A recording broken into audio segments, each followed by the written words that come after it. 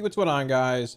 Kalamazi here, and this video today is going to be covering the Warlock tier changes that came into play, well, today during the new PTR build. Now, I will say right now, double legendaries are indeed enabled on PTR. They weren't active for like the first 6 hours of this PTR build, but Blizzard pushed a hotfix to remove the requirement for rep on the belt. It's a long story. TLDR, they work now. They should work for testing on this Thursday and Friday, which, by the way, I'm streaming on my Twitch if you want to swing by. But yeah, they should work for that. However, this video is not going to have double legendaries in them. That video should be out tomorrow. There's just a lot of combinations to work out, tier-wise with double legendaries. I want to go more in depth on that without overloading one video with too much info. But today, we're going to be looking at the tier changes for Destro, Demo, and Affliction. Demonology has been a roller coaster over the past 8 hours. There's been some changes made to it. It's in a state right now. Destro, pretty awesome, albeit still needs tuning. Pretty cool. And Affliction, it's AF. So yeah, we'll get to that. Quick plug here: any weak orders, add-ons, profiles, all for free on my Twitch. Swing by, hang out, grab them anytime, ask any questions if you want to. Also, number two, massive shout out to my patrons. Thank you guys for all support. Truly appreciate it. Thank you so much. Heads up, over the next 48 hours, the 9.2 Warlock spreadsheet should indeed be going up, being published. The tier 3 Felgar rank my Patreon higher does indeed get early access to that. I was sort of waiting for Blizzard to put in like raid loot or see the actual tier gear in actual play. It's all in now, so we can move forward with that, which is pretty awesome. So if you're interested in supporting, there should be a link somewhere up here maybe, as well as down below in the video description. So with that being said, let's just jump right into it, looking at let's start off with Destro. All right, just starting off here, there are still a couple bugs with destructions, I guess bugs, oversights, however you want to word it, with the 2-piece, 4-piece. But the big thing is the consistency is here, and the consistency feels good. Now, I tested this. There's still no Wilfred's interaction by casting the instant cast Rain of Fire or Chaos Bolt, meaning there's no cooldown reduction off the instant cast proc, whatever you get. In addition to that, the instant cast Chaos Bolt you get, if you cast it with backdraft stacks, it will consume a stack of backdraft, but it probably shouldn't because, I mean, it's an instant cast spell. Probably just an oversight on Blizzard's part. I assume it'll be fixed, but yeah, it's pretty cool. So we talked about it before, Reign of Chaos and Wilfred's versus, Roaring Blaze and Cinders. I tested both builds. Until sims are done, it's still a bit hard to see, but I feel like Reign of Chaos with the 4-piece now interacting with it is probably just your de facto talent in basically every setting. So we'll look at it here. A Blasphemy Infernal, number one, is huge and it's purple. Extends Reign of Chaos, so there's no kind of like full reset. The Blasphemy Infernal lasts 8 seconds, but it extends Reign of Chaos by 8 seconds wherever it procs. So under heavy haste effects, you can get 2+ Infernals out during your actual Reign of Chaos window, and there's probably going to be a lot of relevancy to banking the actual stacks here. I'll launch a bolt to banking these stacks, because as of right now, these stacks remain outside of combat. Now, I doubt it'll last. It'll probably just reset on boss pull whenever it hits, retail or live or whatever. But when you get into combat, there's probably going to be a lot of merit behind holding these stacks. Or like, let's say your Infernal comes off cooldown and you're sitting at 6 stacks. You might want to wait till you have 10 stacks basically ready to go. Your bolt ready, drop your Infernal, launch the bolt, 2 Infernals, rolling into a Reign of Chaos window for more procs, faster and faster and faster, because that will also fuel 8 seconds more of a Reign of Chaos window. More shards, more Infernals, more bolts. It just snowballs. And this is sort of what we talked about with Reign of Chaos, getting a proc early on. The snowball effect, right? It's pretty solid. Let's just open up into it. We're going to play Reign of Chaos and Wilfred's. We tested Roaring Blaze and Cinders. Seemed okay. But like, honestly, without Roaring Blaze having any interactions with the 4-piece, like barring just being an Infernal that comes down, which is cool, Reign of Chaos just seems a lot better. It just does. And there's sort of ways to fight the RNG by carrying over, a big proc into the Reign window. And also the 2-piece being guaranteed every 10 spells. It feels pretty good. So let's do this. All right, we're going to open up. I'm playing Ruby. Sure, let's do it. So yeah, drop this. We're going in with a 2-stack already. It's whatever. Typically won't have it, but it is what it is, right? Pop the Dark Soul, Conflag here. So 4-stack, 6-stack. This should be 8. Going into 10. Instant cast Chaos Bolt right here. Watch the purple Infernal. Launch the bolt. Purple Infernal lands. Dude, it's massive. It's huge. It's bigger than every other Infernal you have, and the shard you get is great too, right? Look at the Reign of Chaos window here. So 12 seconds left. I'll try and extend it if we can. We probably should be able to. So here's 6 stacks, maybe. I don't know if we can catch this. It's gonna be close. 8 stacks, 10 stacks. Launch the bolt. 9 seconds. So it extends Reign of Chaos windows, and during your opener or during Lust, you can get a 46-second Reign of Chaos window. During actual Lust and PI, you can quite possibly get a minute or higher when it comes to Reign of Chaos. And that becomes pretty degenerate with Wilfred's because more bolts, more Reign of Fire cast, shorter Infernal cooldowns. We hit a sub 2-minute Infernal earlier just on stream testing in general. With DSS, other haste effects, and double legendaries, this just compounds upon itself. So there's a lot of like little subtle interactions that aren't necessarily seen with it when it comes to single targets. It's cool. It's awesome. Havoc, by the way, does not give you 2 stacks. We'll go to 10 here, by the way. But it's also important to note that if you're at, let's say, 8 stacks, right, and you cast a Rain of Fire, that Rain of Fire consumes 3 shards. So it should essentially put you at 11 shards, right? But you're going to go to 10 and get the proc. That one extra, like, I guess not shards, but you know what I memean. Stacks is a better way to put it. That one extra stack will carry over. So I'll show you here briefly. We're at 6 stacks. 8 stacks. A bolt will put us at 10 for an instant cast bolt or Rain of Fire. But if we cast a Rain here, it'll give us the actual proc and carry over the 1 stack, right? Rain. There we go. There's your 1 stack, and it carries over into the next Infernal. So Blizz has done a good job at guaranteeing consistency with this set. There's not a lot of min-maxing, like, oh, cast a Rain here instead for like extra stacks. It's just good. The purple Infernal is sick. It's massive. But if you think this is cool, wait till you see it in AOE.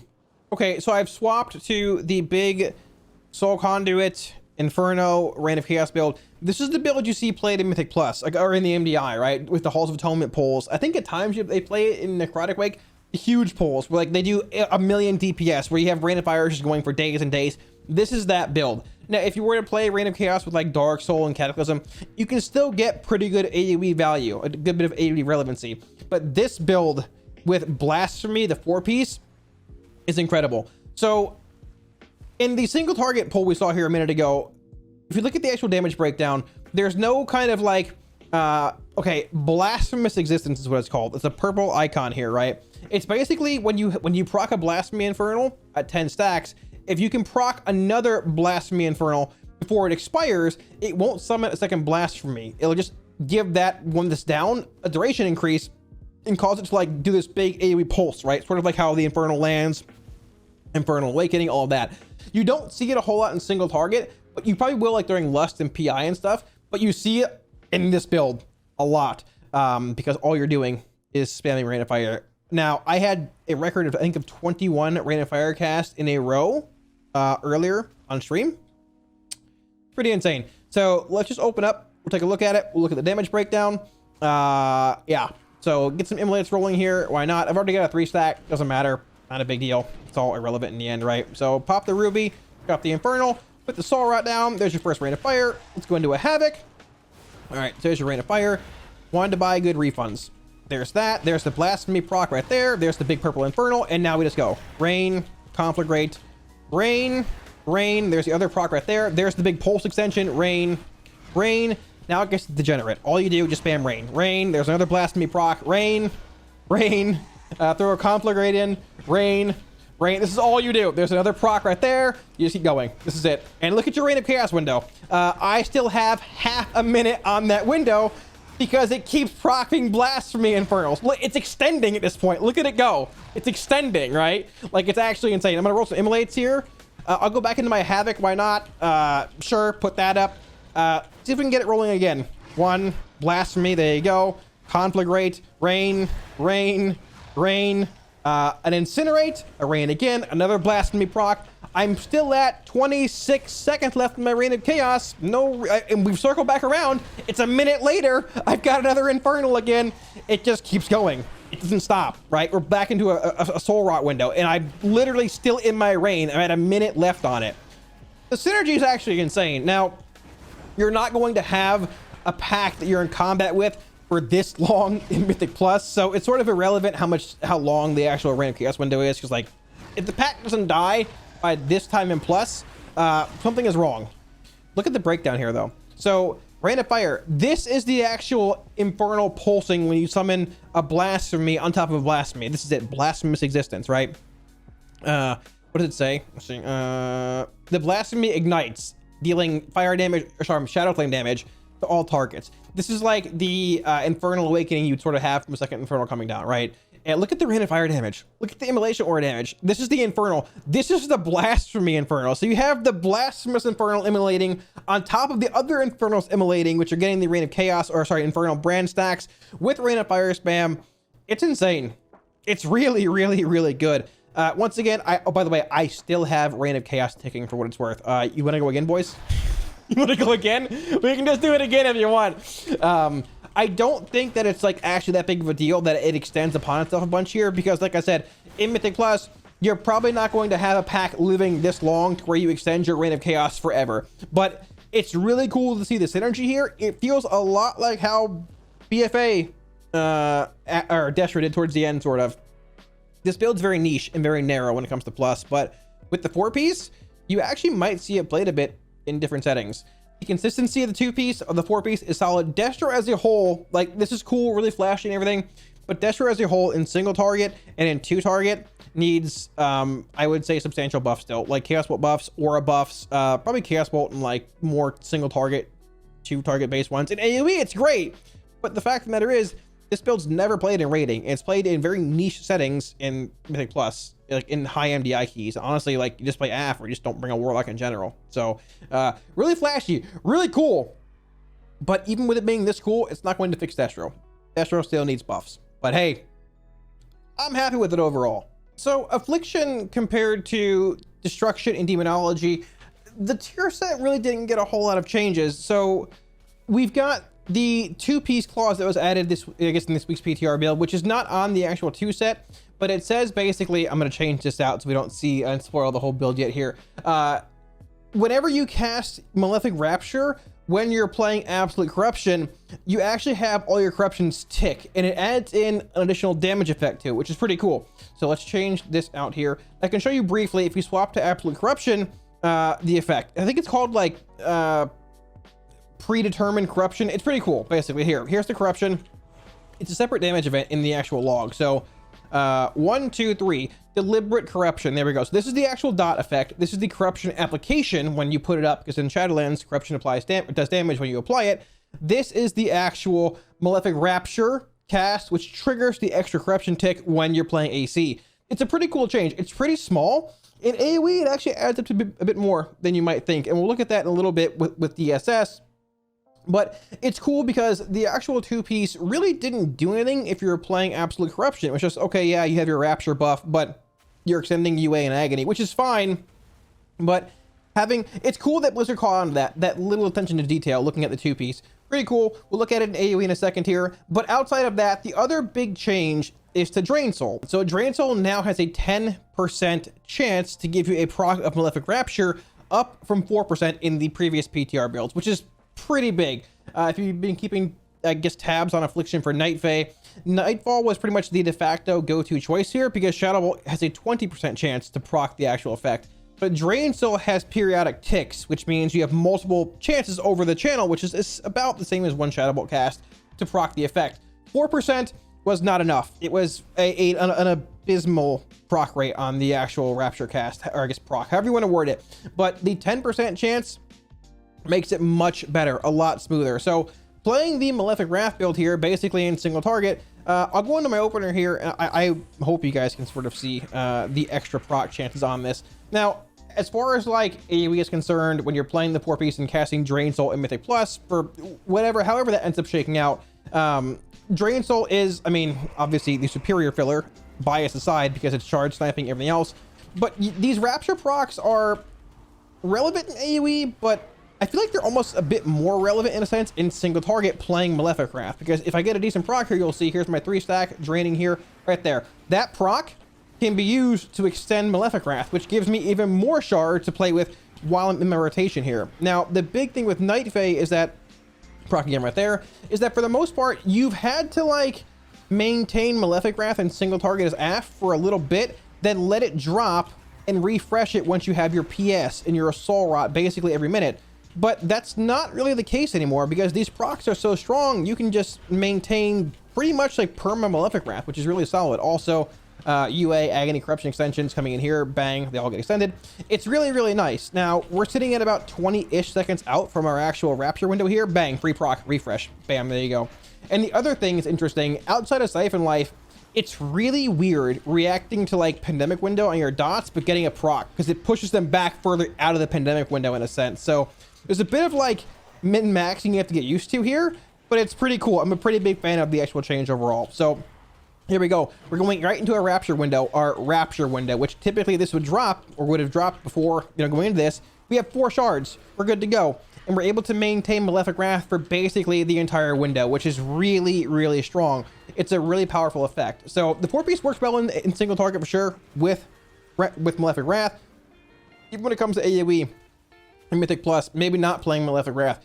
Free Raptures, hey, I'll take it. Yes, Seed of Corruption, at this current point in time, so the Seeds is still our main build, I guess you can say, and plus, we'll get to that a little bit more tomorrow in that video with double legendaries, but there's more to it than meets the eye in this actual just brief review here.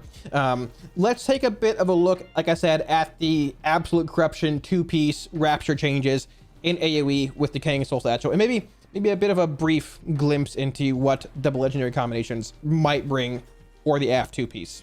So like I mentioned, the 2-piece change, whenever you're playing Absolute Corruption and cast a Rapture, it causes your actual corruptions to essentially tick again. Now, when you're casting multiple Raptures back to back, that's like 5 to 6, 7, maybe 8 under big haste effects corruption ticks in a pretty short window, on top of the corruptions that are already rolling and what other damage-based effects you have coming in.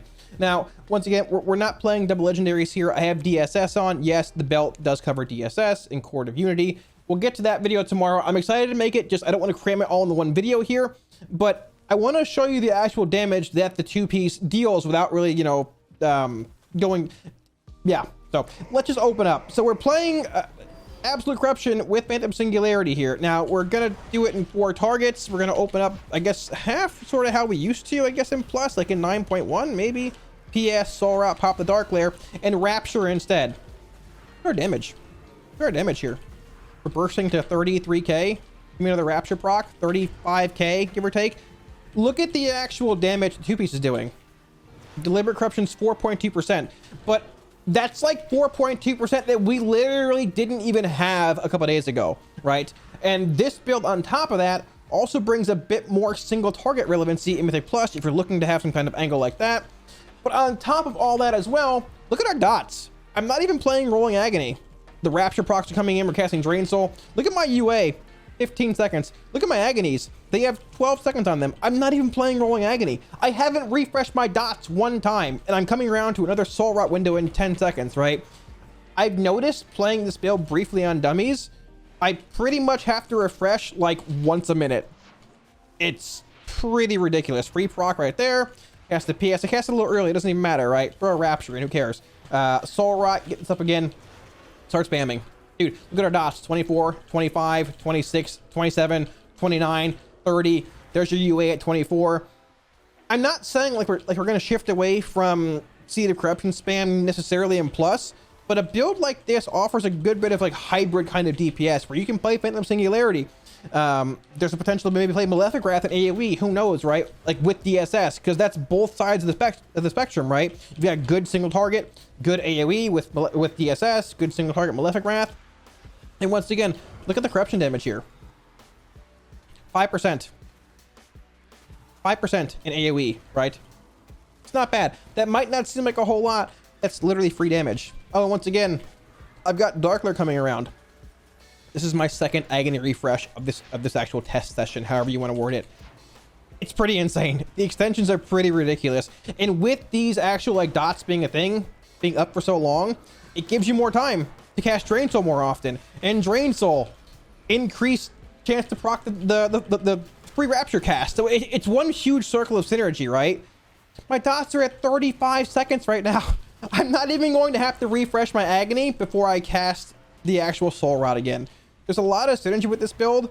It actually feels really good casting Drain Soul as my filler here. Look at these procs, by the way. It's actually pretty insane. It might seem like pretty small, but the absolute corruption change and just the 2-piece 4-piece in this build provide a lot of AOE, sustained AOE, and honestly, if you factor in double legendaries, which we'll look at tomorrow as well, Malefic Wrath also brings a lot of single target. We burst to 37k in the opener. I broke 40k on PTR earlier testing. We're sustaining 17-ish k. I'm AFK right now. I haven't been hitting a dummy for 10 seconds, if not more. There's a lot of potential here. Oh, and by the way, my dots are still rolling. Yeah. AF's pretty synergistic, and I think it's sort of flying under the radar a little bit. I'm not saying it's too good. AF still needs a buff, I think, overall. Maybe in certain areas to be competitive, but the 2-piece, 4-piece are actually really synergistic and feel a lot better than I thought they would in testing, especially with the AC change. I'm a fan. All right, so I'm going to be honest with you. I've been debating how to even talk about Demonology tonight, because there was... Okay, so when the actual 4-piece went live today, which we were hoping for bugs to be fixed in, they weren't. So in this most recent PTR build, they've increased the actual hand and Gul'dan chance from 5% to 15% per soul shard spent to summon a malicious imp. They've also increased the damage of the malicious imps on death effect by basically 400%. Now, I can say right now, in the previous build, the malicious imps on death effect, which is Doom Bolt, we'll probably see it at some point here, did not work with FTS. It's Shadow Flame damage. In this build, it does now work with From the Shadows. From the Shadows does indeed increase the actual malicious imps expiration damage. In addition to that, the malicious imps now also count towards demonic consumption when you play Decon and have your demonic tyrant being summoned. So there's 2 changes right there that are increases from where they were with the old 4-piece. Now, unfortunately, when it went live, the summon rate still wasn't fixed. So a 2-shard hand or higher was still guaranteeing you a malicious imp. And the actual shard generation clause was also still attached to them, in addition to the increased damage of Doom Bolt and things. So for the first 3 hours of PTR, the damage they were doing was pretty crazy. However, Blizzard hotfixed that when they hotfixed the Legendary Belt, but the hotfix broke it. So it says 15% per soul shard spent to summon a malicious imp, but it's like 5% still, like the old number. And honestly, it might even be lower than that, because I had like a 3% summon chance. Other people have had like 2%. Basically, the 4-piece doesn't work right now. It's broken essentially. I'll try and summon some here. With my luck, I'm sure I'll summon some, and this whole explanation will look terrible. My first hand. Okay, we didn't get one. Let's try to fish for one, actually. Here's a 2-shard. Nope. Let's see how long it takes, actually. So we'll go for 3 shards only here, and I can show you how the imp is still bugged giving shards. There's a 3-shard right there. No imp. It's a bigger imp. It's like one of the larger ones. You'll see it. No. So that's 4 hands. Let's go 5 hands. There it is. There's 1. So basically 1 in 5 hands. But realistically, a 3-shard hand of Gul'dan gives you pretty much a 1 in 2 chance to summon an imp. It's a 45% proc chance, right? With 3 shards being put into a hand. And for the most part, you cast 3-shard hands unless you're setting up your tyrant in the very final hand, right? So I can say those numbers, it's not 45%. It's somewhere around like 10 to 12 or 15, something along those lines. So it's probably not going to be fixed for testing this week. A bit unfortunate. It is what it is. But the cool thing is, I'll open up here in general just to show the actual opener and things now.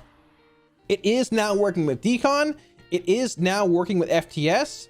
And when they actually fixed it, Doombolt is dealing, let's see here. Doombolt dealt about, the raw damage it hit for is like 2.8k. I was having it hit for like 5k earlier on PTR as well. But Blizzard was messing around with it. So I don't know if they nerfed the actual damage of it. I'm really not sure. Doombolt should be, with my napkin Florida math, somewhere around like, I think like 4.5% of our overall damage.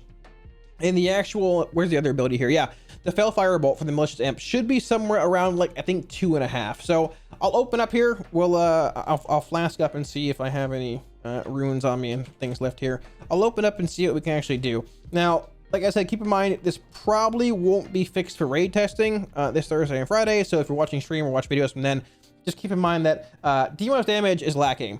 I opened up at like 17k today, with the 4-piece being broken like in a good way before they hot fixed it. The damage it puts out now is nowhere near that. So, but I do think when they fix the 4-piece, it'll be a lot better. So we're playing Nia. Should be playing Dreamweaver at swap to that. Dreamweaver being strong, obviously with 2 legendaries as well, even though we're only playing 1. So here, let's do it. Let me reset meters here actually. Bam, there we go. All right, precasting our bolt. Grimoire, dog proc is nice. Vile Fiend, there we go. We're playing Wilfred's here only as well. There's that. Ruby dogs. Start building some actual imps here. I got a proc, that's sick. Carry me home Tyrant. We can go double hand here. I think I'll catch this actual Grimoire. I did, perfect. There's your Soul Rot. There's your hand. And now we just zoom. So keep in mind that I burst, unless this is actually a decon bug, which it might be. I burst to like 16, 17k in my open earlier with bug malicious imps. But look around. There's not a single malicious imp even in here. So with them counting towards decon and also counting towards FTS, which we're not even playing right now, I'm going to say that your openers will probably be a decent bit higher than they actually are in testing on PTR if you're able to get on now. I cast like what? Like 2.5 hands there. I think like 7, that was like 8 shards in those with Tyrant setup. We didn't get a single malicious imp spawn. So with them counting towards decon and with them giving the actual Doom Bolt effects they have upon expiration, it very well might catapult FTS ahead of Summon Vile Fiend. Because keep in mind, on top of FTS now affecting those imps, it also means that, hey, your third dog, the Dreadbite damage increase, the Carnivorous Stalker's Conduit, the Dreadbite again, there's an even bigger increase there. And when I ran Sims, FTS was only off by like, I think 100-ish DPS, like behind Vile Fiend. But with these changes, it could, you know, propel FTS above Vile Fiend. Have to see where it goes, have to see where it is when the actual 4-piece is functioning, because I think Blizzard's just messing around with it now. It could be spaghetti code, it could just be them trying to tune it and tweak it. Yeah, I don't think Demo's in a bad spot. It's probably still our best single target spec, maybe outside of like Malefic Wrath, double legendary stuff, which we'll get to tomorrow for Affliction. But honestly, at this point, we have to just wait and see what happens with the 4-piece. I doubt it'll be fixed for raid testing. The good thing is the 2-piece is still there, and that's solid because, yeah, third dog is pretty legit. So yeah, thanks for watching, guys. I hope this video clarified on how all the questions you have about the Warlock changes, the 2-piece and 4-piece, and seeing it in actual play. Hopefully it gave you a better idea of, you know, what it looks like heading into, I guess, later PTR builds and mythic testing. Like I said, Demonology's 4-piece is basically non-existent at this point. It's been a lot of ups and downs with Demo today. I still think when it's fixed, it's going to be a pretty impactful 4-piece. And hey, if this is what it takes for Demo to fly under the radar and not get nerfed for the remainder of PTR, I'll take it. I actually don't think Demo's like as good as people think it is, because they've basically seen all of the raid testing with the bugged 4-piece being better than it actually is. But hey, we'll see where it goes. Destro, the consistency, awesome, impressive, and a lot of cool like niche little interactions you can do to min-max it. I'm pretty excited for it. And the AF corruption thing with like the pulsing corruptions whenever you raptures, actually pretty good. And I wouldn't necessarily be surprised if it shifts a bit of our Mythic Plus build with double legendaries, but hey, we'll get into that build tomorrow. So be sure to check out that video while you're here. Any questions, feel free to drop them down below in the comment section. I'll be sure to get back to you. And let me know what you guys think about these tier changes in the current sets also down below. I'm curious. I haven't heard a lot of takes about the new changes yet. People have just been sort of like watching. They haven't really been talking much about them. So I'm curious to get everyone's take on them. Any week wars, profiles, or add-ons to see here, once again, all indeed available for free on my Twitch. Want to swing by, grab them, hang out, ask any questions anytime, feel free to do so. And again, one massive shout out to my patrons. Thank you a million times, guys, for all support. I appreciate it. Thank you so much, dudes. The 9.2 Warlock spreadsheet should indeed be going up over the next 48 hours. With there being raid loot and tier sets and actual tuning, well, some tuning, I guess, and things in place now, I finally have enough to go off of to make that a thing. The tier 3 Felgar rank my Patreon or higher does indeed get early access to that. If you were looking at supporting, there should be a link somewhere up here, as well as down in the actual video description below. Thanks for watching, guys. If you want to see more WoW content, smash the like and sub buttons as well. And I'll catch you all again soon on stream. Peace.